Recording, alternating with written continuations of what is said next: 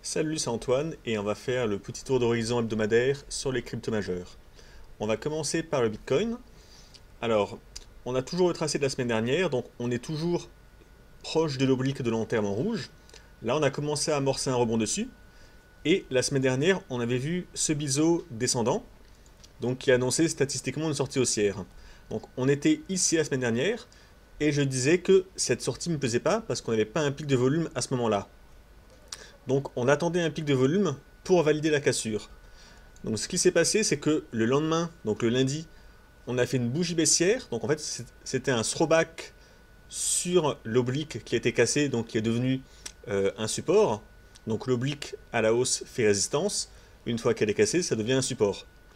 Et si on regarde un schéma théorique d'un biseau descendant, on voit qu'on a 5 points de baisse, une cassure avec un throwback, bon, dans 50% des cas, et après ça repart à la hausse. Donc là, c'est un peu ce qu'on a eu. On a eu 5 points, le point 1, 2, le 3 ici, le 4, le point 5 ici, avec après une sortie haussière, cassure puis throwback, ça rebondit sur cet oblique qui est devenu un support, et ça repart à la hausse, et c'est reparti à la hausse avec le pic de volume ici, il y a quelques jours, qu'on attendait pour valider vraiment la cassure. Donc maintenant, les cours sont haussiers. Donc, qu'est-ce qu'on peut viser en objectif? Alors, en théorie, si on reprend le graphique, le point de départ du biseau, le point haut ici, le point 2, ça peut être l'objectif théorique. Donc, ça sera un retour sur les anciens sommets à 11 650 en théorie. Mais il faut savoir que pour les biseaux, même si on se donne cet objectif, c'est un objectif qui est pas atteint très souvent. C'est pas comme les triangles ou comme d'autres figures qui ont des objectifs souvent atteints. Le biseau, c'est un peu plus délicat. D'ailleurs, ce point haut ne fait pas l'unanimité chez ceux qui travaillent avec les analyses chartistes. Ce point haut, c'est l'objectif maximum du biseau, ambitieux, mais qui n'est pas atteint dans la majorité des cas.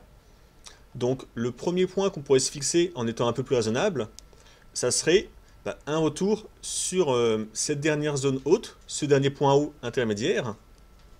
Donc c'est déjà plus raisonnable, il y a plus de chances qu'on l'atteigne, sachant que on a une zone de résistance ici, quelque chose à peu près comme ça. Donc c'est ce dernier point haut ici. Ici on voit une congestion de bougie, et ici on a la mèche basse. Donc c'est une zone qui est souvent travaillée par les prix. Ici d'ailleurs ça a servi de zone de support avant que ça rebondisse. Donc la zone des 9000, 9050 en gros, ça peut être un objectif pour la poursuite de la hausse. Sachant que la semaine dernière, j'avais déjà commencé à parler de ça, mais ici on a un BAT qui commence à se dessiner. Donc le BAT, c'est une figure harmonique, donc pour ceux qui pratiquent le trading harmonique, je vais vous montrer la figure. Ça ressemble à ça. On a une espèce de W avec au final un retracement du point D par rapport à XA qui fait 88,6%. Donc si on repasse sur le cours, ici c'est ce qu'on aurait. Alors on va tracer de là à là, donc l'espèce de W.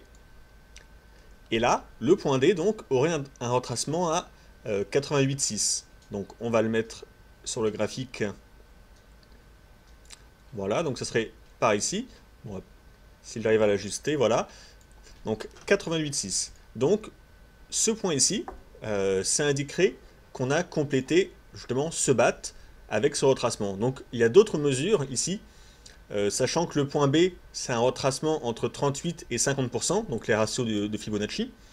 Les autres ratios sont un point moins importants, donc je ne vais pas m'attarder. Mais ici, vous voyez, on est à 39%, donc c'est le Fibo 38% sur le point B. Donc là, on aurait possiblement un BAT. Et le BAT nous dit que quand on le complète, il y a des fortes chances que les cours baissent. Donc le niveau nous ramènerait à 8850 et ça pourrait potentiellement être un niveau pour vendre, sachant que ce niveau, je vais tracer un trait à l'horizontale comme ça, on va changer la couleur.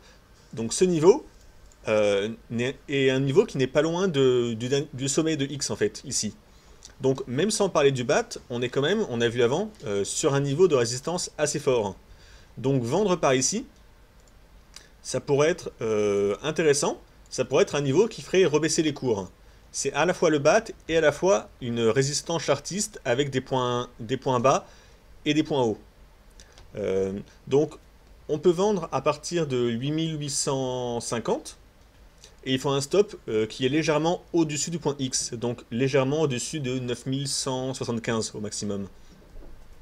Mais donc, si on teste de vendre ici, ça nous fait un ratio rendement-risque qui serait intéressant, parce que si on arrive à prendre une vente par ici, et qu'on vise, mettons, un retour sur l'oblique de long terme ici, avec un stop qu'on va mettre légèrement au-dessus de X, on voit qu'on a un ratio risque-récompense de 3,5. Donc la taille de ce qu'on vise en objectif nous rapporterait 3,5 fois ce qu'on risque en perte. Donc c'est assurément un bon trade à tenter. Après, il ne faut pas forcément le trader n'importe comment, se jeter sur les prix dès qu'on arrive ici. Le mieux, en tout cas le plus prudent, c'est d'attendre de voir comment vont réagir les cours dans cette zone. Donc je rappelle la zone 8850 à 9050, grosso modo. Dans cette zone, attendez de voir ce que vont faire les prix. Regardez en journalier ou en format 4 heures. Si vous voyez, par exemple en format 4 heures, un chandelier japonais qui indique un changement de tendance, donc par exemple un pendu ou une étoile filante, ou alors simplement un chandelier avec une grande mèche haute et un pic de volume, souvent c'est des chandeliers de retournement tout ça. Donc si vous voyez ça apparaître dans cette zone, ça vous permet d'avoir encore plus de certitude pour vouloir vendre dans cette zone. Parce qu'on a à la fois un support chartiste, à la fois un BAT vendeur, et à la fois un chandelier japonais de retournement. Je vous remontre rapidement à quoi correspond un chandelier pendu, donc c'est ça, en tendance haussière, une mèche vers le bas avec un tout petit corps en haut. Ça c'est un pendu, c'est un signal de retournement de tendance, les cours repartent à la baisse après. Et l'autre type de chandelier de retournement majeur, c'est l'étoile filante, donc tendance haussière, une grande mèche haute et un tout petit corps en bas. Et ça indique, comme pour le pendu, un changement de tendance probable. Donc l'étoile filante est plus commune que le pendu, mais dans les deux cas, si jamais ça devait apparaître dans la zone où on cherche à vendre, ça serait vraiment une confirmation supplémentaire pour essayer de vendre. Et on a encore un élément supplémentaire dans cette zone. Alors ça, c'est quelqu'un sur notre Telegram qui me l'a fait remarquer, donc c'est Aurélien que je remercie au passage. Quand on passe en logarithmique, donc en graphique logarithmique, et qu'on trace une ligne de tendance avec les sommets, donc on peut même l'ajuster avec ce dernier point haut qu'on aurait ici. Donc une belle oblique comme ça, on va la changer qu'elle soit plus visible, en bleu. On voit que ici, on est en train de revenir tester. Donc là déjà on voit que ce point continue ici, et là on est en train de revenir tester le haut de l'oblique. Et vous voyez, le haut de cette oblique correspondrait à peu de choses près à la zone qui nous intéresse pour tenter de vendre. Donc ça correspondrait peut-être à une mèche. Si ça se trouve, les cours vont casser cette ligne de tendance, cette oblique bleue, faire une mèche pour venir tester le BAT et peut-être le sommet du point X ici, avant de peut-être repartir à la baisse. Donc c'est pour ça que cette zone est vraiment intéressante pour vouloir shorter, parce qu'on a vraiment énormément de niveaux de résistance.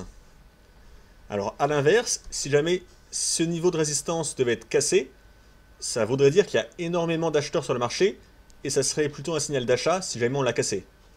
Mais le plan le plus logique à privilégier en trading, on arrive sous résistance, la logique veut qu'on cherche à prendre des ventes. Si jamais ce niveau est cassé, donc cassé réellement, pas juste avec une mèche, là on pourra changer de plan pour penser à prendre des achats, mais d'un point de vue logique et rationnel, la tendance est baissière, on arrive sous un niveau très fort de résistance, donc il faut chercher à vendre. On va repasser en normal, on repasse en 4 heures pour regarder à un peu plus court terme d'ici à ce qu'on arrive au point D, si on arrive, qu'est-ce qu'il y a à faire ou à attendre. Donc je vais enlever le BAT qu'on voit plus clair. Donc cette zone, c'est la zone de short privilégié si on y arrive. À plus court terme, ce qu'on peut voir sur les cours, eh bien, c'est qu'on a cassé le dernier sommet en 4 heures ici. Donc là, c'est haussier, il n'y a rien à dire. Mais par contre, la configuration qu'on a actuellement n'est pas très plaisante pour vouloir acheter non plus, parce que quand on fait des sommets comme ça très proches de plus en plus haut, sans qu'il y ait de phase de correction, en général, on a des divergences. Donc si j'ajoute des indicateurs, on a le MACD qui a donné un signal de vente en format 4 heures. On a le RSI Alors je vais enlever le MACD. On a le RSI qui a une divergence. Donc divergence, pour rappel, c'est quand le RSI est en phase de baisse, alors que les cours, à l'inverse, eux, sont en phase de hausse. Et on a également une divergence sur le stochastique, donc une divergence un peu plus légère, mais on voit que là, le stochastique est en baisse, alors que les cours ont fait un nouveau point haut. Donc, quand on a des divergences comme ça sur les indicateurs de type oscillateur, donc RSI stochastique, ça indique en général que les cours ont du mal à continuer à monter et vont sûrement rebaisser bientôt. Donc c'est ce qu'on appelle un indicateur avancé. On ne constate pas encore de baisse sur les cours, mais l'indicateur nous dit qu'une baisse ne devrait pas tarder. Alors comment on peut trader ça maintenant? Est-ce qu'on doit vendre maintenant parce qu'il y a une divergence? Alors non, il ne faut pas vendre dès qu'on voit une divergence, parce que quand on a une divergence sur les indicateurs, avant que la divergence s'active et que les prix baissent réellement, les cours peuvent continuer à monter très longtemps. Des fois, dans des graphiques en format journalier, une divergence apparaît et les cours vont continuer à monter pendant des semaines avant que ça baisse réellement. Donc on ne peut pas vendre agressivement juste parce qu'on a vu une divergence, mais ce qu'on peut faire, c'est essayer de tracer un espèce de biseau comme ça, à la limite. Donc je vais enlever les indicateurs, maintenant qu'on sait qu'il y a une divergence. Là, on pourrait avoir un espèce de biseau, quelque chose comme ça. Et un biseau, c'est une figure en général de changement de tendance. Ça veut dire que là, on est en tendance haussière. Un biseau ascendant apparaît. Donc il a une plus forte probabilité d'être cassé à la baisse. Parce qu'un biseau, ça indique en général un changement de tendance. Donc tendance haussière, le biseau apparaît. Statistiquement, il y a plus de chances qu'on ait une cassure baissière. Et après, les cours pourraient rebaisser. Donc, vu qu'on a des divergences sur les indicateurs, et qu'en plus, le biseau intrinsèquement, ça annonce plutôt une baisse, il y a des chances qu'on en sorte à la baisse de ce biseau. Mais comme je vous ai dit avant qu'on baisse, les cours peuvent continuer à osciller dans le biseau assez longtemps. C'est pour ça qu'on ne peut pas vendre agressivement maintenant, parce que déjà, la sortie baissière, c'est que statistique, donc ça peut quand même casser à la hausse, ça il ne faut pas l'ignorer. C'est pour ça qu'on préfère attendre la cassure baissière pour confirmer que le biseau a bien été cassé à la baisse.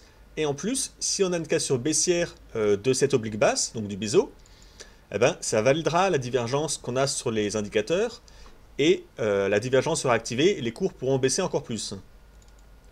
Donc là, il faut attendre la cassure du biseau. Si c'est une cassure à la hausse, bah, je préfère rester neutre et rien faire, parce que moi ce que je veux là c'est vendre.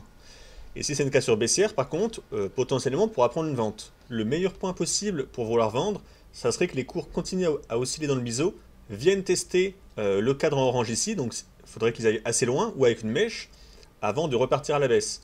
Si on pouvait prendre une vente dans le biseau par ici, là on serait vraiment au meilleur point possible pour tenter de vendre.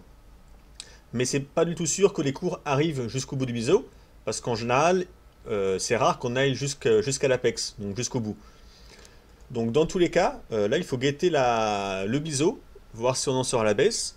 Et si on en sort à la baisse, même si on n'a pas atteint ce niveau, bah, le premier objectif jouable, ça serait les 7500, donc ce point haut. Et on peut viser aussi un retour sur l'oblique en rouge, donc l'oblique de long terme qu'on a déjà vu. Et enfin, un autre élément à prendre en compte, c'est depuis cette bougie qui était très très haussière avec un pic de volume ici, donc là on est en 4 heures toujours, on voit que le volume est à la baisse. On fait du volume de plus en plus bas. Même si les cours continuent à monter, ils le font dans un volume descendant. Ça veut dire qu'il y a de moins en moins de monde qui est intéressé par la poursuite de la hausse. Ou alors il faudrait qu'on ait un nouveau pic de volume haussier. Mais depuis cette bougie, le volume est en perpétuelle baisse. Donc méfiez-vous, quand le volume est en baisse, ça veut dire qu'il y a moins de monde qui est intéressé par les mouvements du marché à ces prix. Et on va finir sur la Bitcoin en prenant un peu de recul en repassant au journalier. N'hésitez pas d'ailleurs à dézoomer vos graphiques, parce que quand on reste vraiment cloîtré en 1 heure, 2 heures, 4 heures, on oublie un peu la tendance générale, et on n'a pas assez de recul pour analyser correctement. Donc là on va faire un peu de ménage, on reste comme ça. En journalier, on voit que malgré le rebond actuel, la tendance est toujours clairement baissière. Les points bas sont de plus en plus bas, donc là on n'a pas réussi à faire un point plus bas que celui-ci, mais on n'a pas encore fait de nouveaux points hauts. Donc on est peut-être dans un range, mais la tendance baissière c'est la tendance de fond toujours. Par rapport au dernier mouvement qu'on a ici, donc à la dernière vague de baisse, si on prend un retracement de Fibonacci et qu'on l'étend à cette vague de baisse, on voit que le rebond qu'on a pour l'instant, on a juste testé les 38% de Fibo en rebond. Donc c'est vraiment un tout petit rebond. Ça ne veut pas dire que ça va continuer à monter. D'ailleurs, ça a des chances même de rebaisser. Et on peut voir d'ailleurs également que si on revenait tester la zone du BAT, donc la zone en orange ici, ça correspondrait à un retracement de 50% des Fibonacci. Donc c'est encore un élément en plus qu'on peut ajouter à tout ce qu'on a vu pour dire que ce niveau des 9050 va être très très résistant à passer. C'est peut-être ce niveau qui va donner le ton pour les prochaines semaines sur Bitcoin. Si ce niveau devait être cassé à la hausse, il y aurait des bonnes chances que le Bitcoin continue à monter au moins jusqu'au sommet suivant à 11 700. Mais vu que c'est très résistant, il y a quand même des fortes chances d'après moi que si on atteint ce niveau, ça rebaisse au moins pour tester l'oblique de support.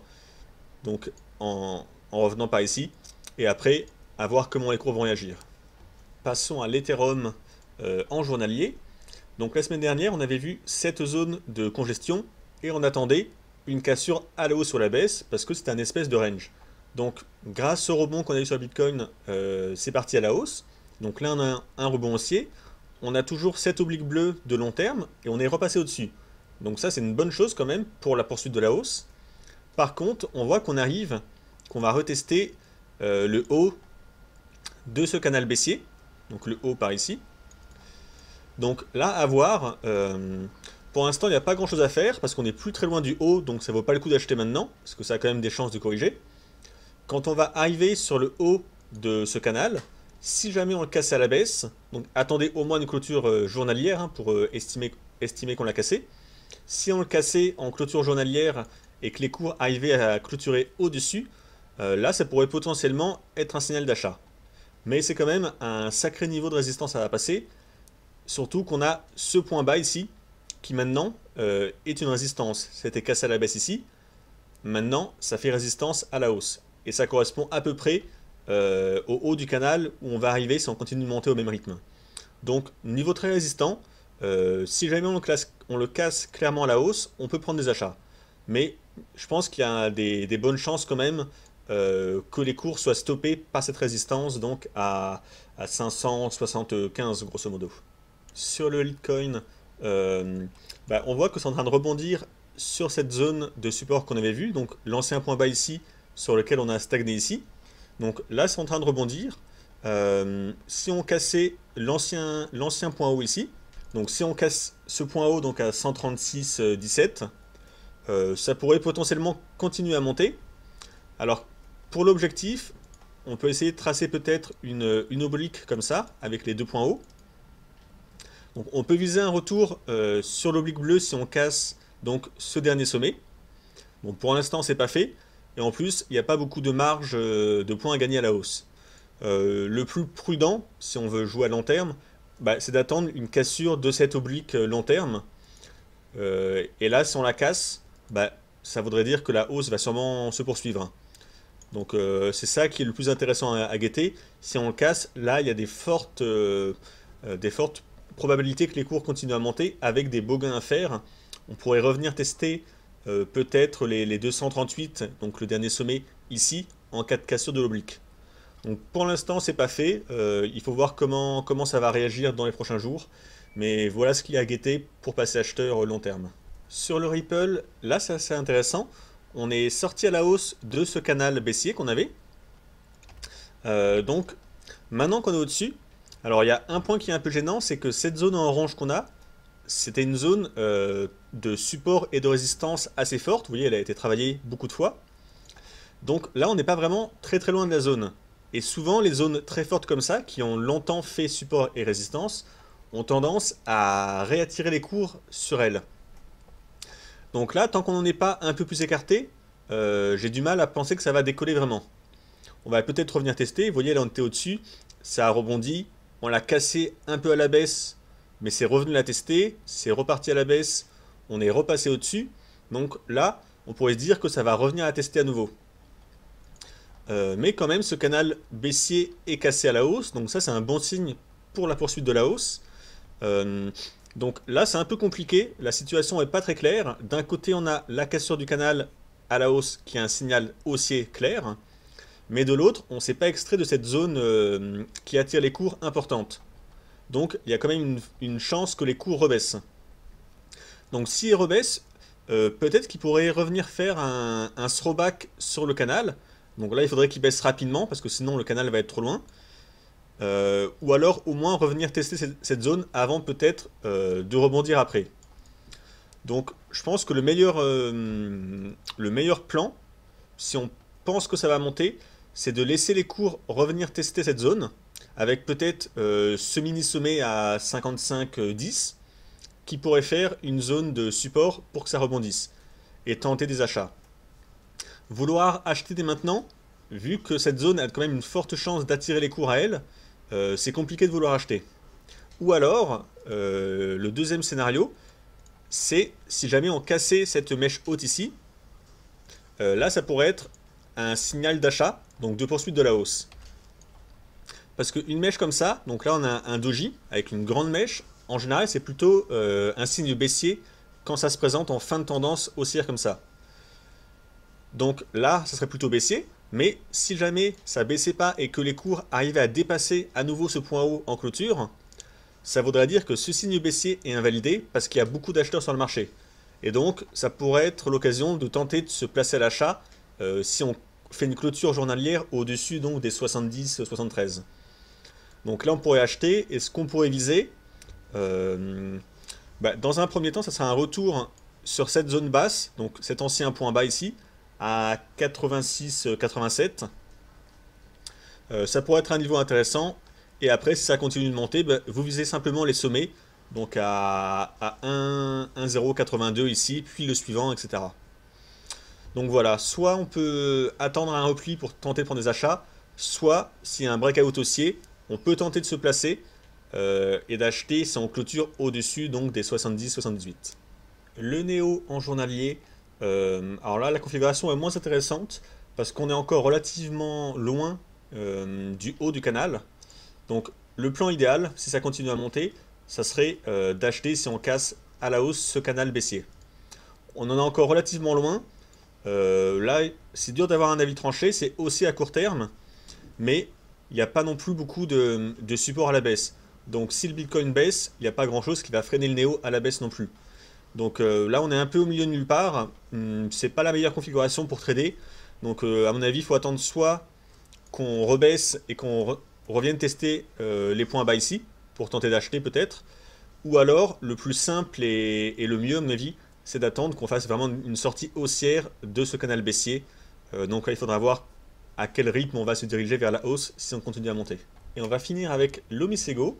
Alors l'Omisego, on attendait une mèche basse pour tenter de se placer à l'achat, je crois.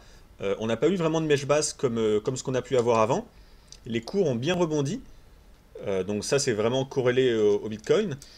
Ce qu'on peut attendre maintenant, alors on peut simplement tracer une oblique avec ces points hauts, donc ce point haut et ce point haut, et on voit que on est en train de travailler l'oblique. Ici, on a cassé à la hausse avec une énorme mèche et un pic de volume, mais le niveau a été rejeté, ça a rebaissé après. Ensuite, le lendemain, on a continué à monter, on est revenu se coller sur l'oblique, mais on l'a toujours pas cassé à la hausse. Là, aujourd'hui, on est au-dessus, mais on est en journalier, donc c'est-à-dire que la bougie n'a pas encore clôturé. Ça peut très bien refaire une mèche et finir peut-être à la clôture journalière en dessous de l'oblique. Donc là, on est vraiment à la croisée des chemins, il va falloir que les cours se décident. C'est un niveau clé, soit les cours vont repartir à la hausse, et dans ce cas-là, ce qu'on peut viser, c'est un retour sur le dernier sommet vers les 20, parce qu'il n'y a pas vraiment de zone de résistance avant. Donc là, il y a des zones de congestion des cours qui vont peut-être bloquer un peu la hausse, mais ce n'est pas des zones très très résistantes. L'objectif logique, si on veut compter sur une poursuite de la hausse, c'est ce sommet, qui correspond aussi à ce sommet avec la mèche. Mais pour l'instant, il faudrait déjà qu'on valide qu'on a bien cassé l'oblique. C'est pas encore gagné, je vous disais. Je pense qu'il faut attendre la clôture journalière sur cette bougie, voir celle de demain, voir est-ce que les cours restent vraiment durablement au-dessus de l'oblique ou est-ce qu'ils vont replonger en dessous. Tant qu'on est collé à l'oblique comme ça, c'est dur de pouvoir vous dire si ça va casser ou si ça va retourner à la baisse. Là, on n'est pas devin pour le coup. On n'a pas de. On peut mettre tous les indicateurs qu'on veut. On peut mettre un RSI, un stochastique, tout ce que vous voulez. Il n'y a pas d'indicateur qui peut vous dire que ça casse pour de vrai ou pas. Ça, il faut voir le mouvement des prix, comment agissent ces prix. Et pour l'instant, ce que nous disent les prix, c'est que hier, on était bloqué sous l'oblique. Aujourd'hui, c'est pas très volatile, ça bouge pas beaucoup. Donc on n'a pas vraiment d'indice. Est-ce que ça va continuer à monter ou est-ce que ça va baisser? Donc il faut attendre la fin de la clôture d'aujourd'hui, voir la clôture de demain. Si on clôt proche de l'oblique, il n'y aura pas vraiment de signe d'indice pour la suite. Si ça repart à la hausse avec du volume, là ça voudra dire que l'oblique est cassé et que la hausse va sûrement perdurer. Mais pour l'instant, sur la bougie d'aujourd'hui, on n'a aucun volume. On est toujours collé à l'oblique, donc on ne peut pas estimer qu'il y a une cassure. Surtout qu'on a fait une belle vague de hausse avant. Il serait presque logique qu'on ait une petite vague de correction. Mais peut-être que la vague de correction se ferait en faisant une espèce de throwback sur l'oblique. Avant peut-être que ça reparte à la hausse. Donc là c'est dur de vouloir acheter maintenant, parce qu'on ne sait pas s'il y a une cassure ou pas. Mais si dans les prochains jours vous voyez qu'on revient tester l'oblique par au-dessus comme ça, cet oblique c'est devenu normalement un support. Donc ça pourrait donner des occasions d'acheter pour tenter de jouer un rebond et viser donc les 20 quasiment en objectif à moyen terme.